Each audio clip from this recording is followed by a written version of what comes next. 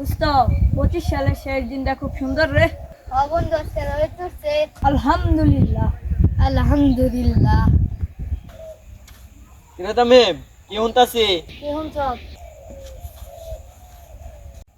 আমিও তো শুনছি। ওই বেটা কি হল তোরা? আমি তো টাকা ডানের টাকা কাটাই গেছি না শীতের ঘন্টে।